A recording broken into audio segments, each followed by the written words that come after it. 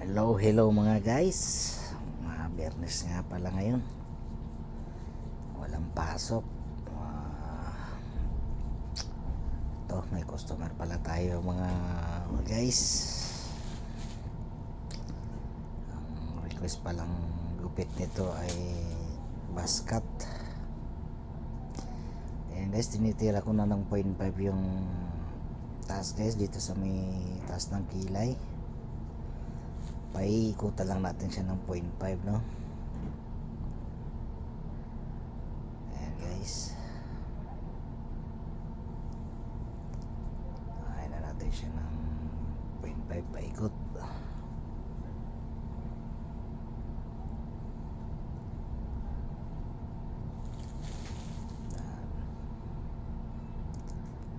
Ito pala dito guys, pag Biyernes wala kaming pasok, kaya nakakagupit-gupit kami.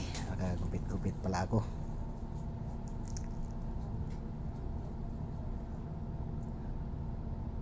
Malaking bagay din to guys, extra income ba.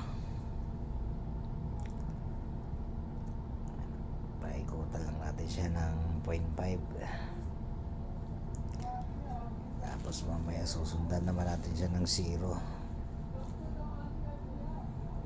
para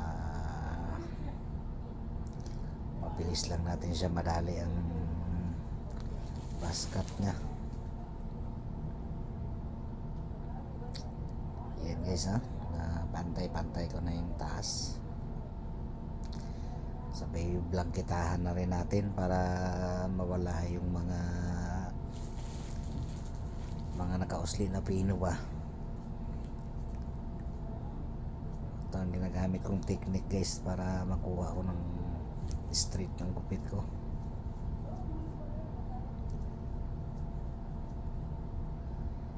Ang tawag naman pala dito guys ay blanketa. Yan, importante ito guys, magbablanketa ka talaga. Yan.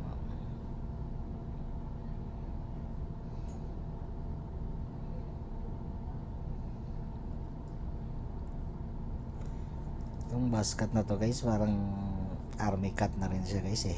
Kaya lang ang gusto kasi ng client natin ay medyo makapal yung taas para daw may majiljilan pa siya. Okay guys, sundan naman natin siya ng 0 guys. Yung small clipper ko na luma pero lumalaban pa.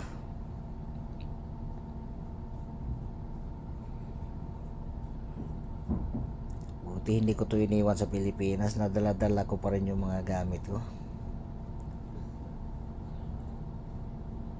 kasi mahal din ng mga clipper dito. Kaya kahit luma yung gamit ko, napapakinabangan ko pa rin no. Sumasabay din sa laban.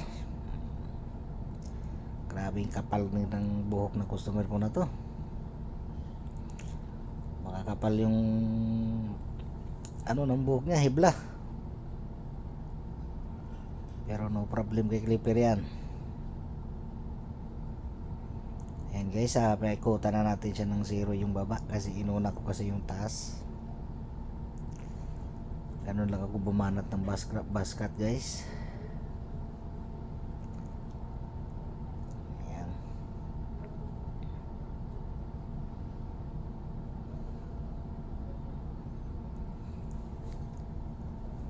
Grabe ang kapal ng buhok nito. Siksik na siksik.